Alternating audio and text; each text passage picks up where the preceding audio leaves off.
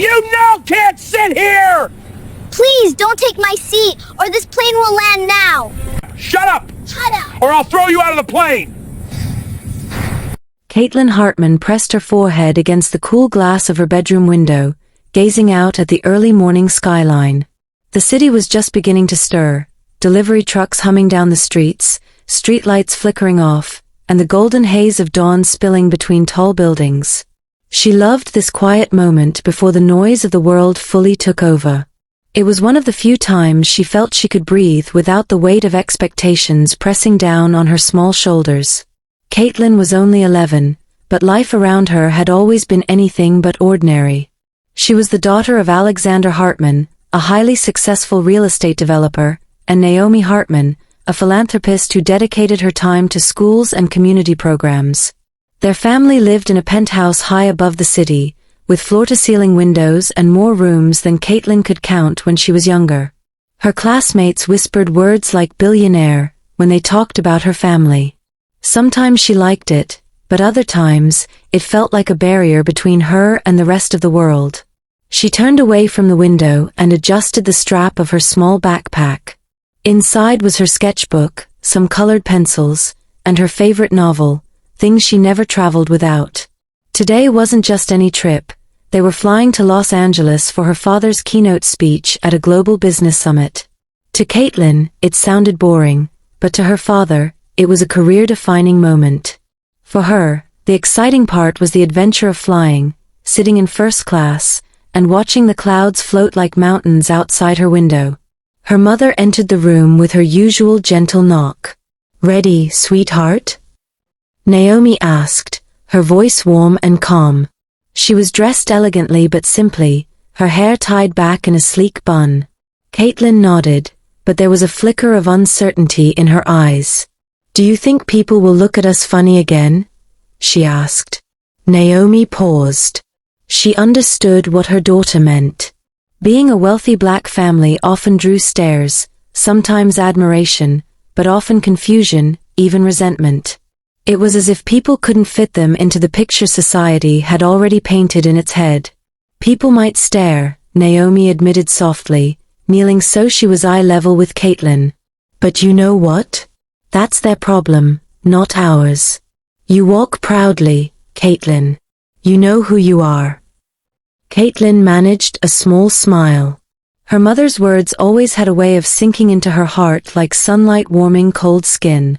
Minutes later, they joined Alexander in the living room, where their driver was waiting to take them to the airport. He looked sharp in his tailored suit, adjusting his tie one last time before scooping Caitlin into a hug. "Big day ahead, little one," he said with a grin. "You'll have to be my good luck charm." "I always am," Caitlin replied with playful confidence.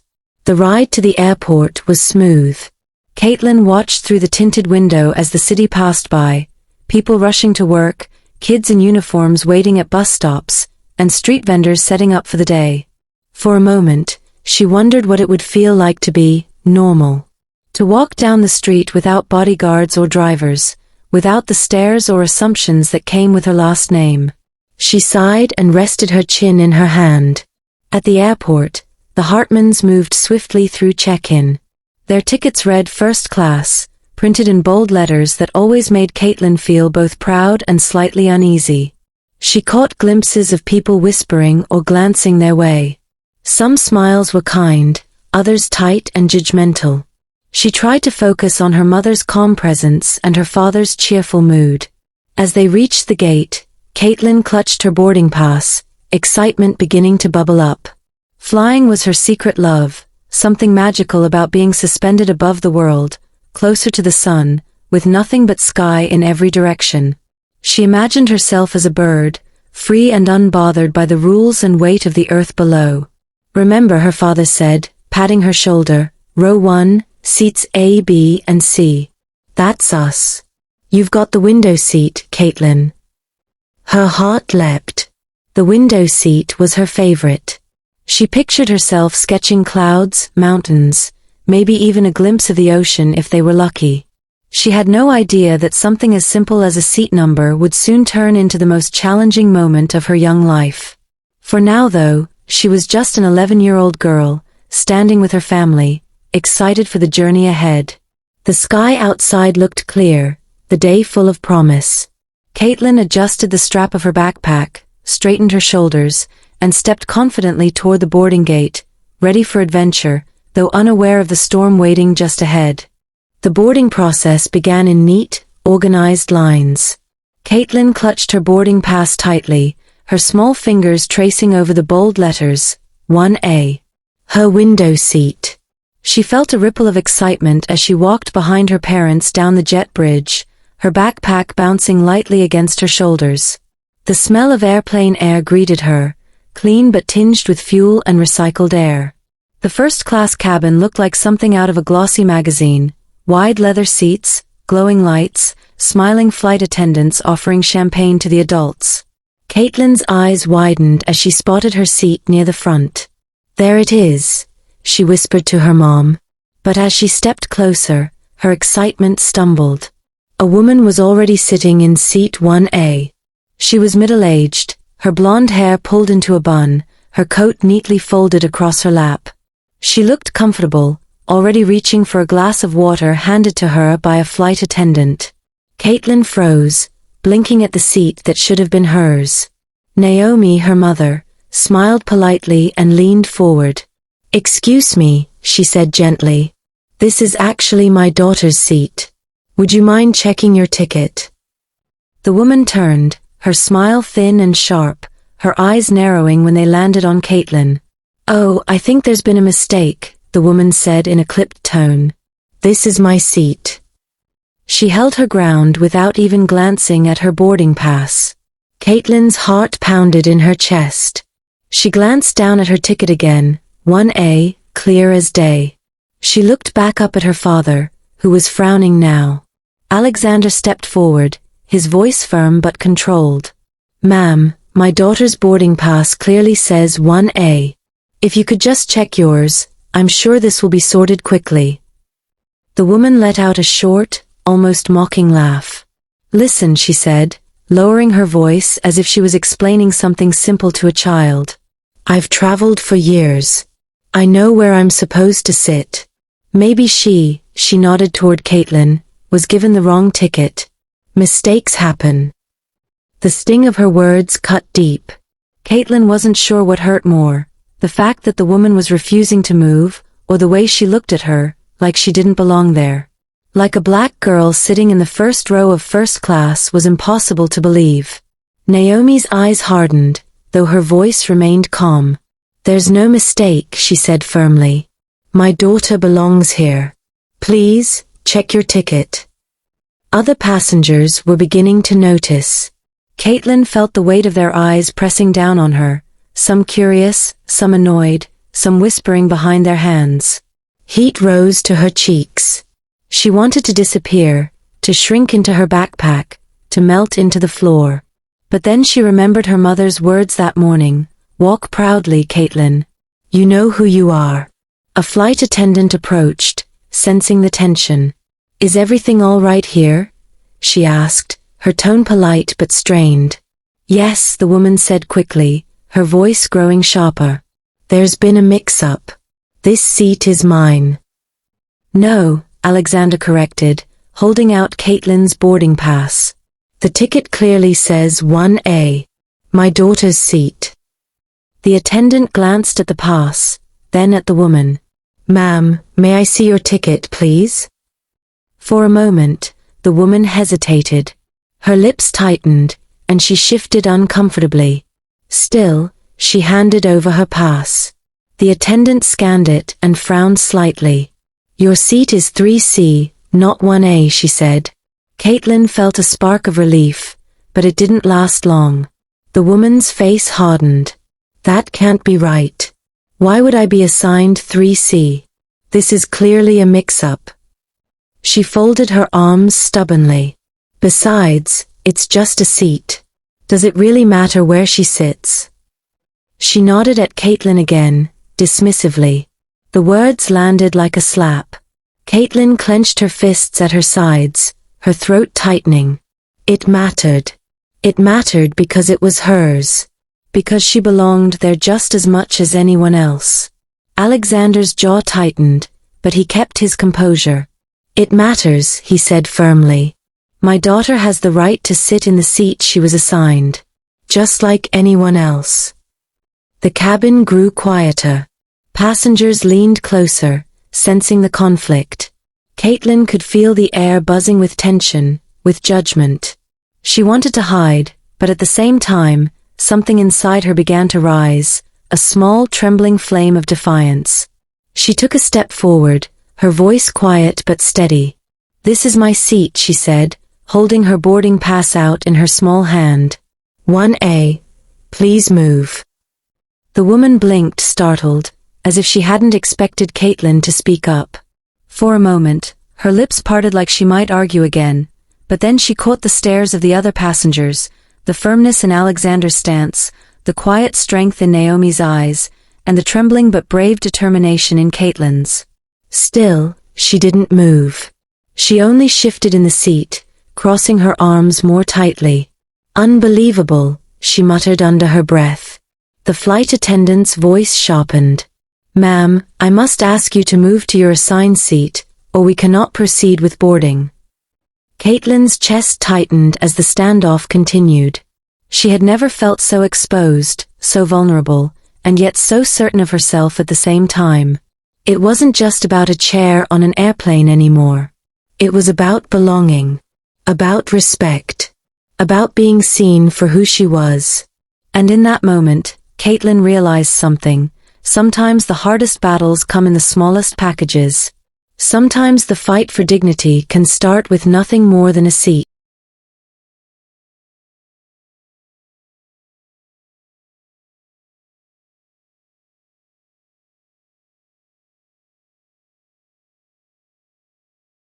The cabin door clicked shut, and the murmur of voices hushed as the flight attendants prepared for takeoff. Caitlin sat stiffly in her seat, 1A, her rightful place, yet the tension hadn't lifted. The woman who had tried to claim her seat now sat 2 rows behind, her presence still heavy in Caitlin's mind. The way the woman's eyes had lingered on her, filled with irritation and disbelief, clung to Caitlin like a shadow. Caitlin tried to steady her breathing. She pulled her sketchbook from her backpack and flipped through the pages, but her pencil trembled against the paper. The plane hadn't even left the ground, and she already felt like she had been through a battle. Her mother reached over and squeezed her hand gently. You were brave, sweetheart, Naomi whispered. Don't forget that. Brave. The word settled in Caitlin's chest, but it didn't erase the knot in her stomach. Why had it taken so much just to sit where she was supposed to sit? Why did the woman look at her like she didn't belong in the very spot her family had paid for? The flight attendants moved through the aisle, checking seatbelts, stowing bags. Caitlin overheard a few whispers behind her, passengers retelling the incident like a juicy story. Did you see the little girl? Unbelievable, the nerve of that woman. Well, you know how people are. Not all the voices were cruel. Some were supportive, but even the supportive whispers reminded Caitlin that she was on display, that she was being judged. She wasn't just a kid on a plane anymore, she had become a symbol, whether she wanted to or not. As the plane lifted into the sky, Caitlin pressed her forehead against the window, watching the ground shrink away. Normally, this was her favorite part, the moment when the earth fell behind and the sky opened wide. But today, it felt different. The climb was steep, the pressure heavy, and her heart refused to settle. Half an hour into the flight, when the seatbelt sign dinged off, the woman reappeared.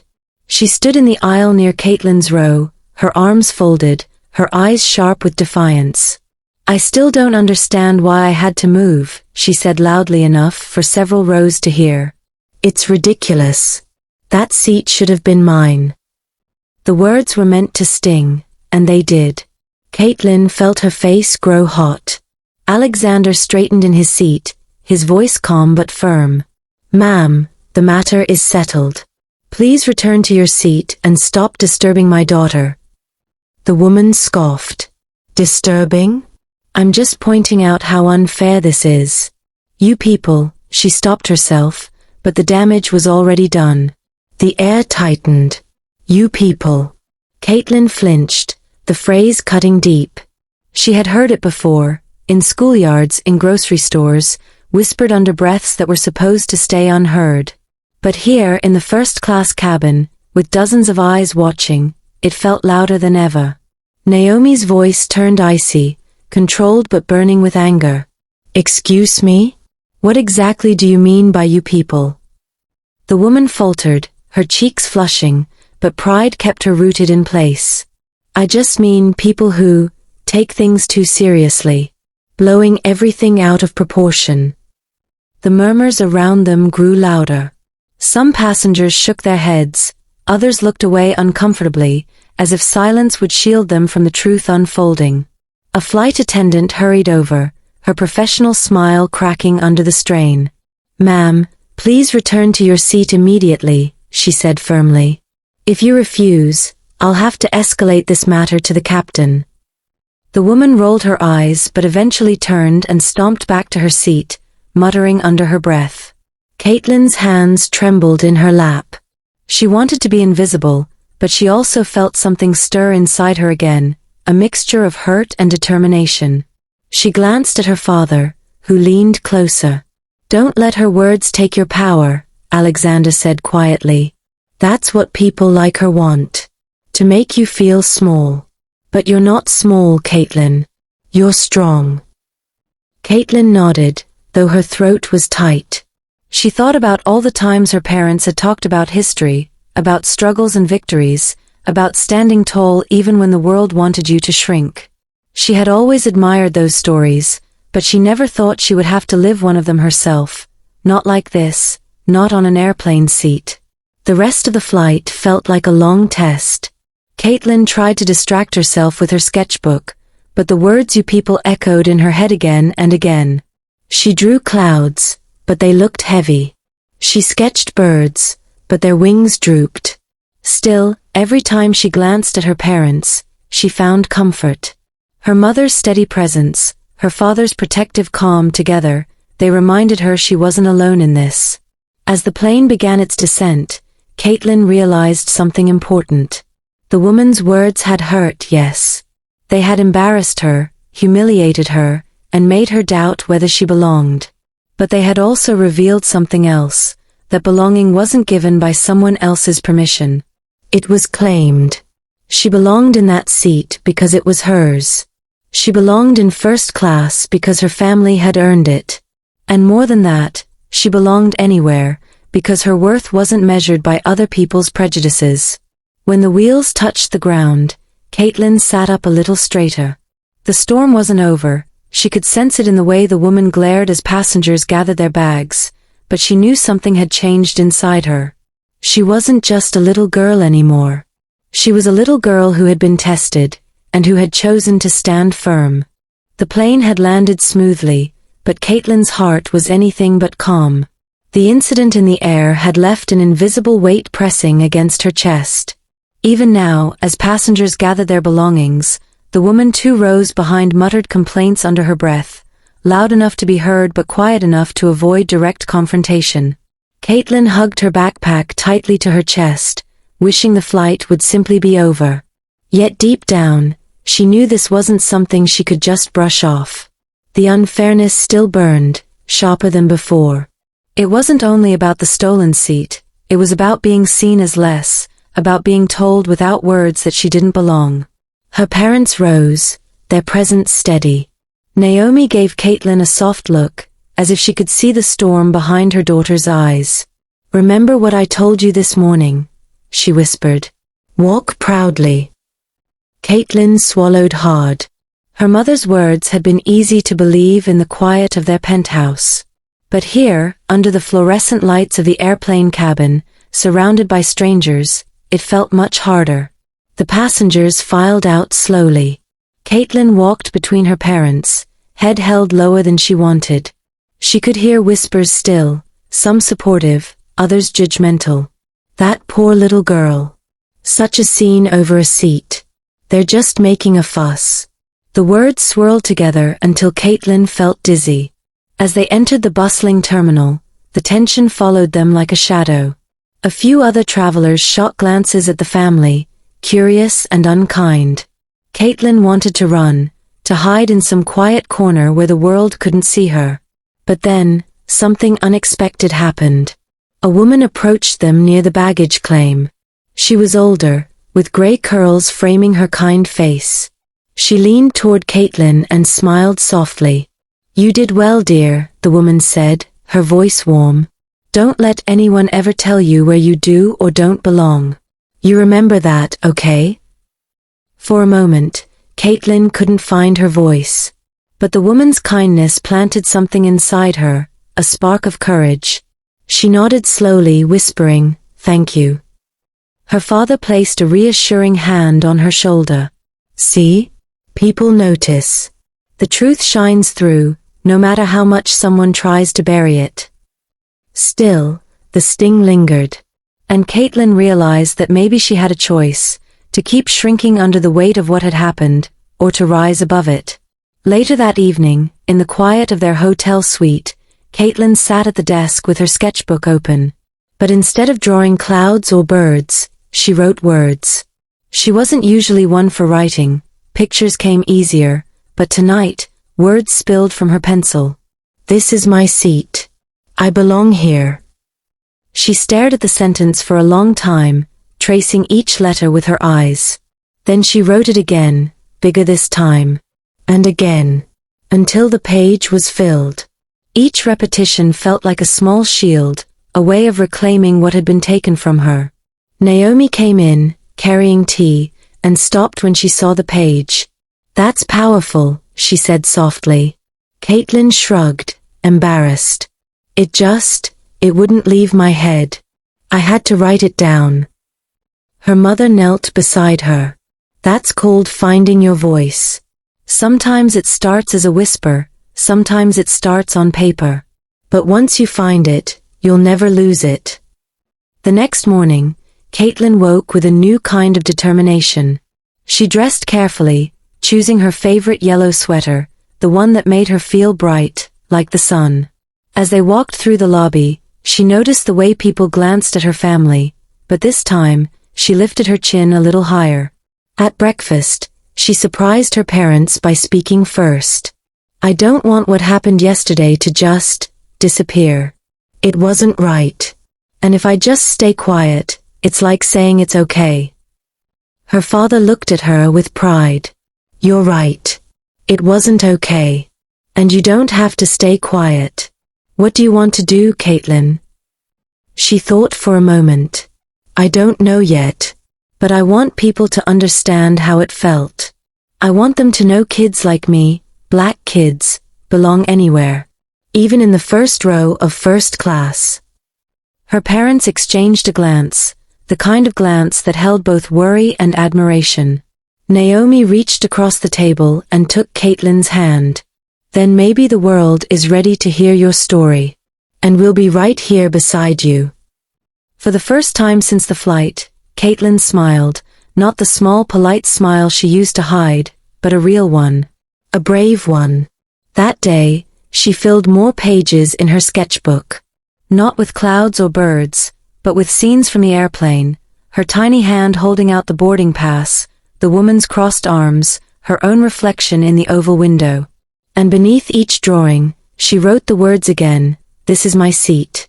I belong here." By the evening, she felt something shift inside. The fear was still there, but now it was mixed with strength. The incident wasn't just a wound anymore, it was a story. And she was learning how to tell it. The airport buzzed with its usual rhythm, rolling suitcases, overhead announcements, the hum of hurried footsteps. But for Caitlin, the world felt strangely sharper, as if every sound cut deeper. She walked beside her parents through the terminal, still replaying the woman's words from the flight. "You people." The phrase stuck like a thorn, impossible to ignore. Her family moved toward the baggage claim, but they weren't alone. A small cluster of airline staff waited near the carousel, their uniforms crisp, their smiles tight. One of them, a supervisor with a polished badge, stepped forward. "Mr. and Mrs. Hartman? Could we have a word with you, please?" Alexander's hand tightened slightly on Caitlin's shoulder. Of course, he said cautiously. They were led into a quiet room off to the side, away from the crowded terminal. The woman from the flight was already there, arms crossed, lips pursed in self-righteous indignation. Caitlin's stomach dropped. The supervisor gestured for everyone to sit. We'd like to discuss what happened during boarding and in flight, she began, her tone rehearsed, almost mechanical. It's important we gather perspectives to understand the situation. The woman wasted no time. I was treated unfairly, she declared, her voice sharp. I was embarrassed in front of the entire cabin. That seat should have been mine. I don't care what their ticket said. Excuse me, Naomi interrupted, her voice firm, controlled, but edged with fire. You refused to check your boarding pass. You dismissed my daughter's rights. And then you used words no child should have to hear. The supervisor raised her hands, as though trying to calm the air. Let's not escalate further. It was already escalated, Alexander cut in, his deep voice steady. The moment this woman decided to challenge an 11-year-old girl's right to sit in her own seat. And the moment she spoke with prejudice, making it clear this wasn't about a ticket. It was about race. The room went still. Caitlin sat frozen, her small fingers gripping the edge of her chair. She didn't want to relive it, but she also didn't want to hide from it anymore. Slowly, she raised her hand, as if she were back in school. Everyone turned toward her. Her voice trembled at first, but she forced herself to speak. I had the ticket. It said 1A. I showed it to her. But she didn't believe me. She looked at me like I wasn't supposed to be there. Like I wasn't enough. Her parents' faces softened, pride shining through their worry. The supervisor's eyes flickered with something, maybe guilt, maybe discomfort, but she quickly masked it. Thank you for sharing, Caitlin, she said quietly. I understand this was difficult. But Caitlin could tell she didn't fully understand. How could she? Unless you had been the one with small hands clutching a boarding pass, the one whispered about, stared at, dismissed, you couldn't really know. The supervisor cleared her throat. We'll be filing a report. The airline regrets the incident and will follow up accordingly. That's not enough, Alexander said flatly. We don't want this swept under a rug. My daughter deserves a public acknowledgement. She deserves to know her dignity matters. The woman scoffed. This is absurd. Are we really making a spectacle of this? It was a misunderstanding. Naomi's eyes blazed. No, it was a humiliation. For my daughter. And we will not let it pass quietly. Caitlin sat taller in her chair. For the first time, she felt her parents weren't just protecting her, they were standing beside her, amplifying the voice she was beginning to discover. The meeting ended without a resolution, but Caitlin noticed something shift. The woman's defiance cracked, her muttering less certain. The airline staff, though nervous, seemed to sense the weight of the family's determination. As they left the room, a few reporters lingered nearby, cameras slung over their shoulders.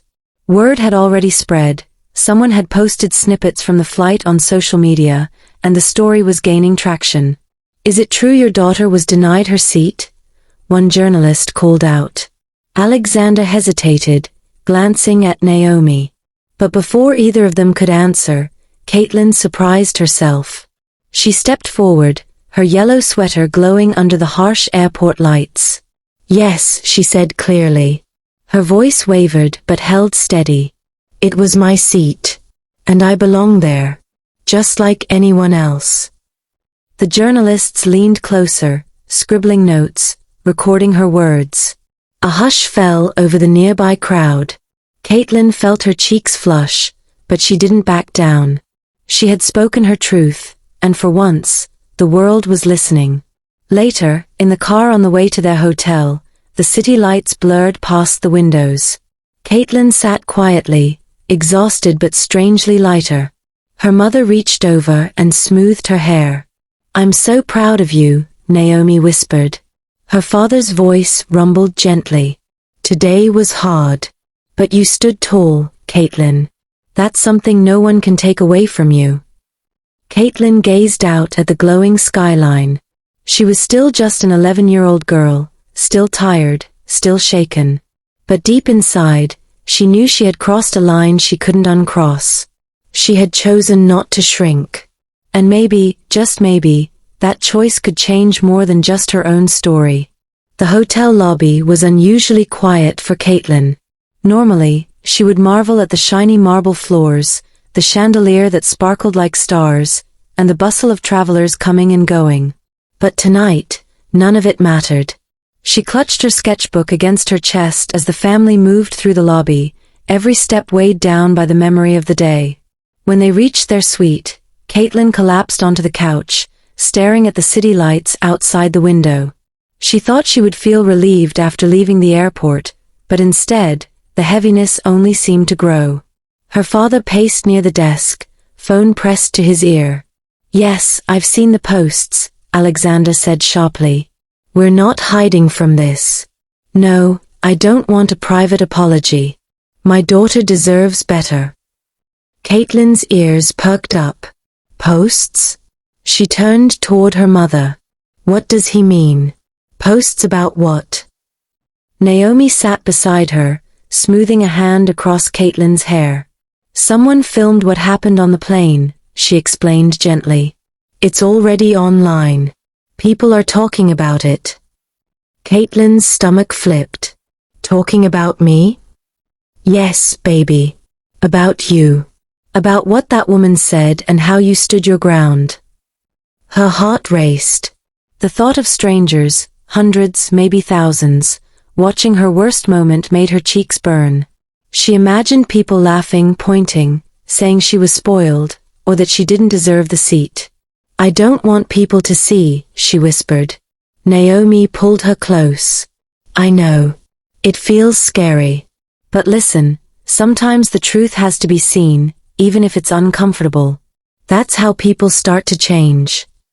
Later that evening, Alexander switched on the television. A news anchor was already covering the story. Caitlin's face appeared briefly on the screen, blurred slightly because she was a child, but the clip was unmistakable, her small hand holding the boarding pass, her trembling voice saying, "This is my seat. I belong here." Caitlin buried her face in her hands. Why do they care so much? Because your voice matters, Alexander said gently. People see themselves in you, Caitlin. You're speaking for every kid who's ever been told they don't belong. The words should have comforted her, but instead they felt heavy, like a crown she wasn't ready to wear. She was just a girl who wanted to sit by the window and draw clouds. How had she become this? The next morning, the world outside had shifted. Reporters camped near the hotel entrance. Supporters posted messages online. She's so brave. That little girl stood up for all of us. But mixed in with the kindness were cruel comments too. It was just a seat, why make it about race? Her family is rich, she shouldn't complain. Caitlin scrolled through the words on her mother's phone, her chest tightening with each one. They don't even know me, she said softly. But they're saying things like they do. Naomi gently took the phone from her hand. You don't need to read all of that.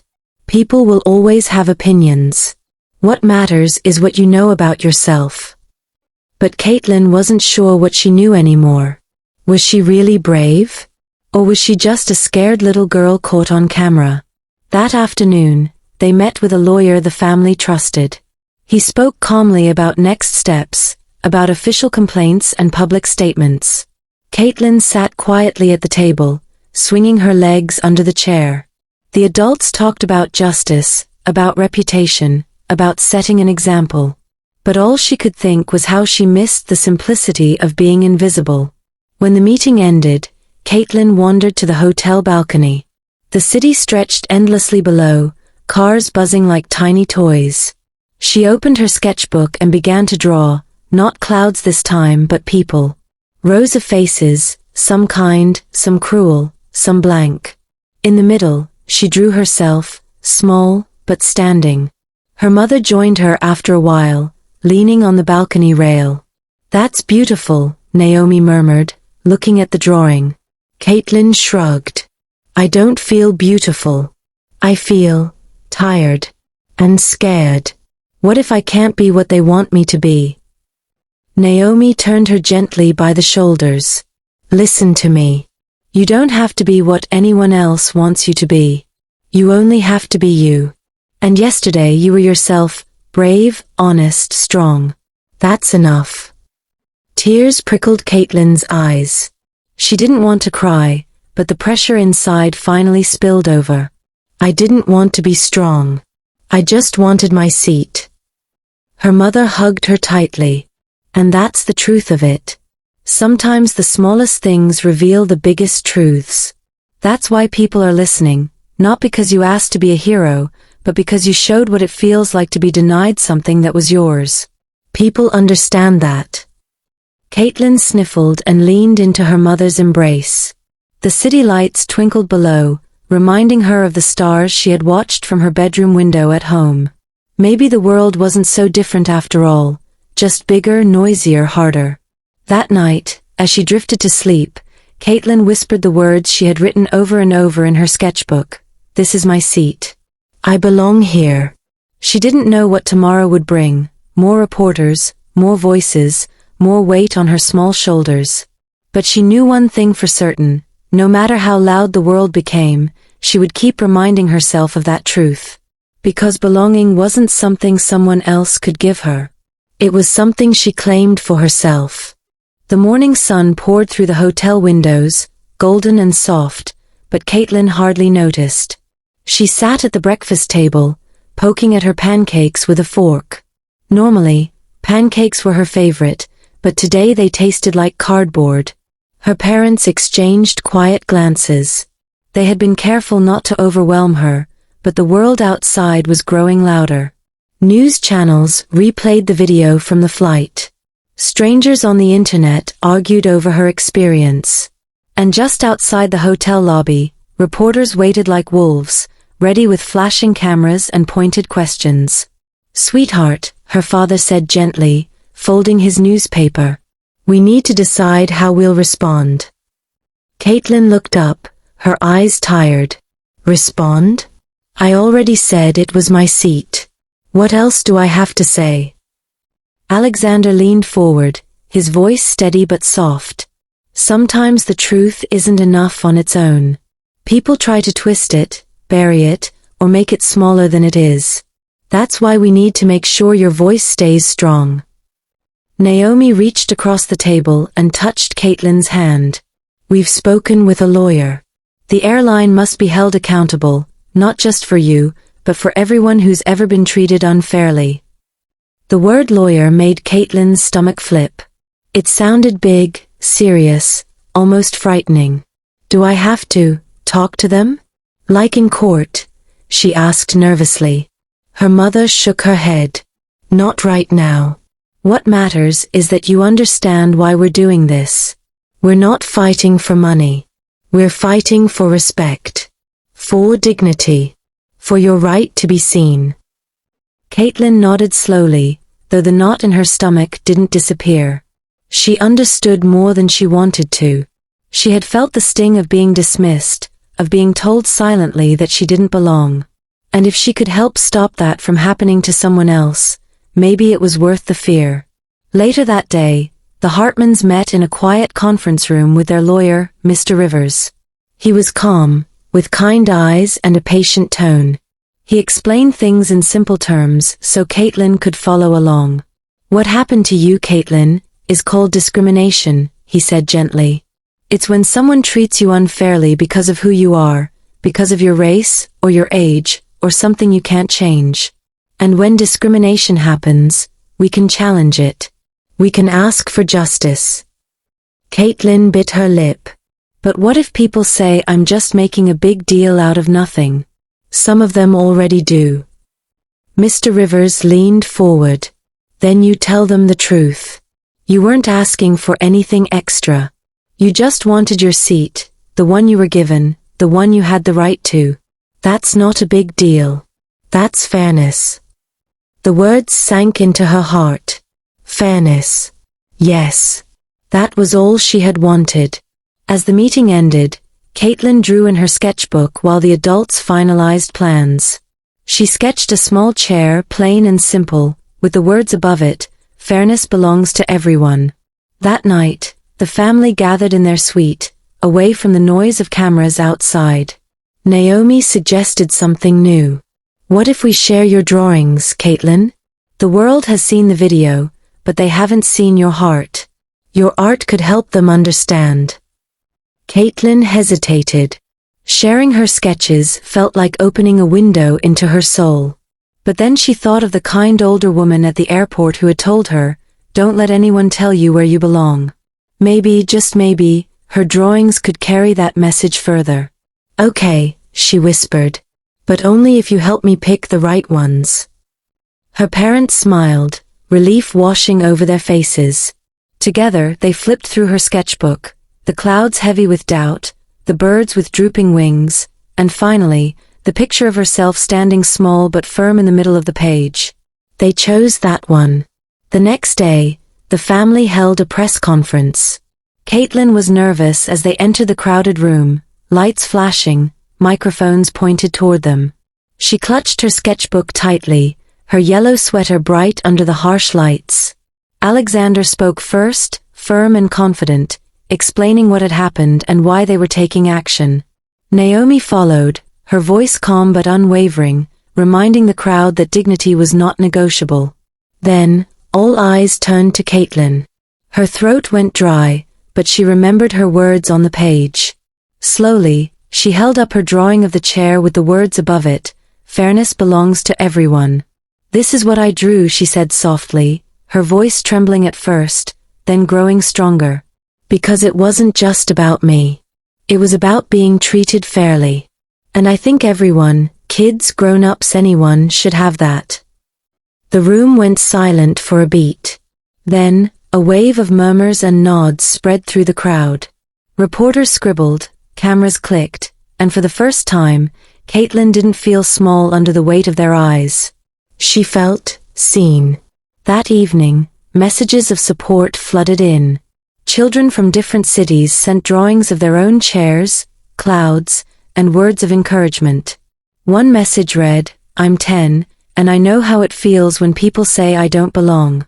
You made me brave." Caitlin's heart swelled. She hadn't expected this. She hadn't asked for it. But maybe this was what her parents meant about turning pain into purpose. She closed her sketchbook with a quiet smile. The fight wasn't over. There would still be cruel voices, long meetings, maybe even courtrooms ahead. But she wasn't just a little girl with a boarding pass anymore. She was a girl with a voice, and now the world was listening. Weeks passed, but the memory of the flight stayed vivid in Caitlin's mind.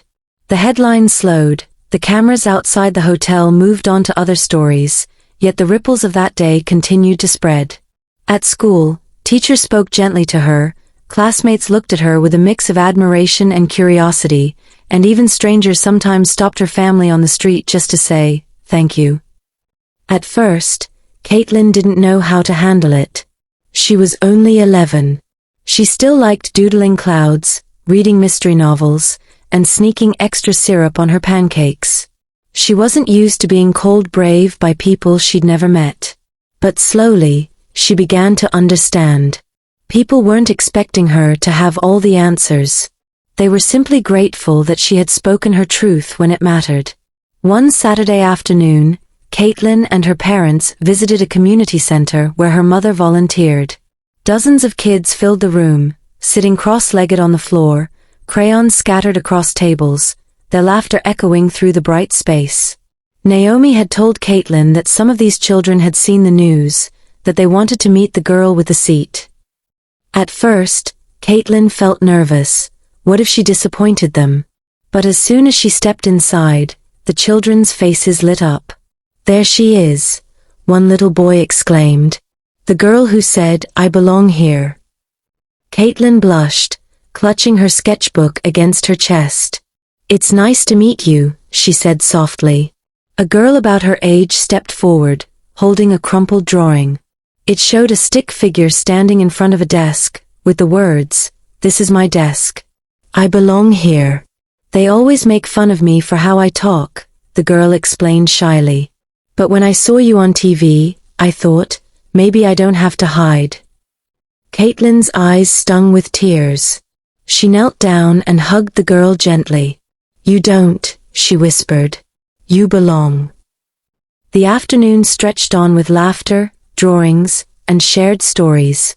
Kids showed Caitlin their own art, chairs, windows, playground swings, each with words of belonging written above them. Caitlin realized something important. What had started as her fight for one airplane seat had become a symbol for so much more.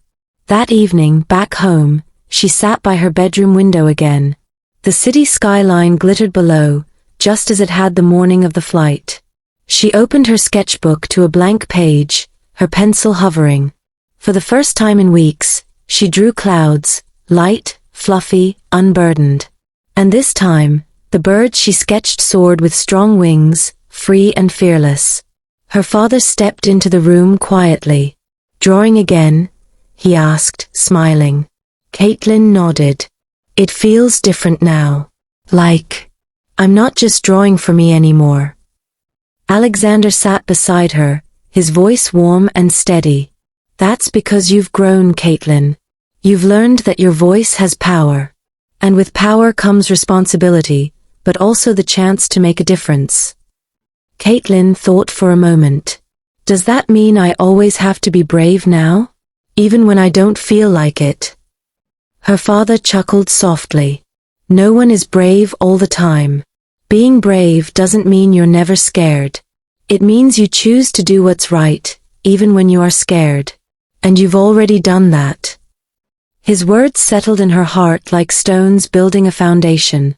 She didn't have to be perfect. She just had to keep choosing. In the weeks that followed, Caitlin's story inspired conversations in schools, community groups, even news panels about fairness and belonging.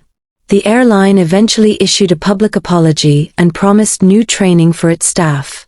For Caitlin, the apology mattered less than the voices she heard from other children, voices that said, "You helped me speak up, you made me feel seen." One evening, as she prepared for bed, Caitlin looked at the sentence she had taped above her desk.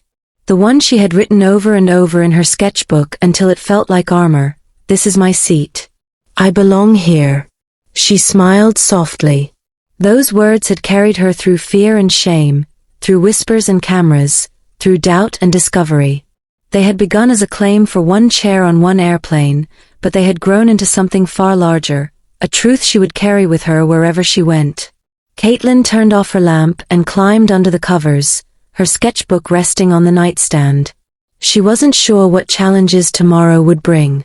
Maybe new ones, maybe old ones in different forms. But she knew this, whatever came, she had her voice. And that was enough. As her eyes fluttered shut, the city hummed outside, steady and alive. And in her dreams, Caitlin saw herself again, not small, not invisible, but standing tall, her voice ringing clear. "I belong here." And deep in her heart, she believed it. Equals. Caitlin's story teaches us that dignity is not something that can be given or taken away by others, it is something we carry within ourselves. Her struggle over a single airplane seat became a symbol of something much larger, the right of every person, no matter their age, race, or background, to be treated with fairness and respect. What began as a moment of humiliation transformed into an opportunity for courage. Caitlin learned that bravery does not mean the absence of fear, but the decision to speak up even when your voice trembles. In doing so, she reminded us that even the smallest acts of self-assertion can ignite change in the world around us. Her journey also shows the importance of family, community, and solidarity. With her parents' guidance and the support of strangers who believed in her, Caitlin discovered that her voice could inspire others to claim their own sense of belonging. The moral is simple yet profound. True strength lies in knowing your worth and refusing to let anyone diminish it. No matter how small you feel, standing firm for what is right can turn pain into purpose and inspire countless others to believe, "I belong here." That's it for today's story. Don't forget to like and subscribe Threadflix channel.